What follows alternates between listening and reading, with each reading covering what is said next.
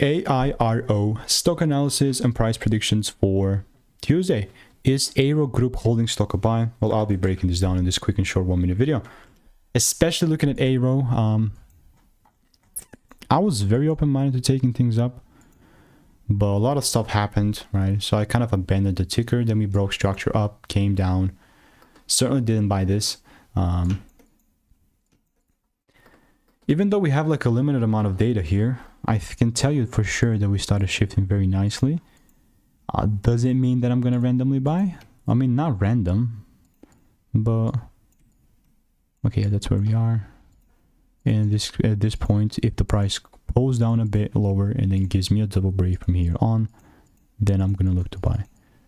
Other than that, there's no reason, no way that I will look to buy. And all I'm doing in the meantime is just waiting for rules to be met. Everything like that is rather just noise. And AIRO, I got about 2 receipts there as well. So let me know what is your opinion, and if you want to stay tuned and get free money making emails and insights, click the first link in the description. See you in the next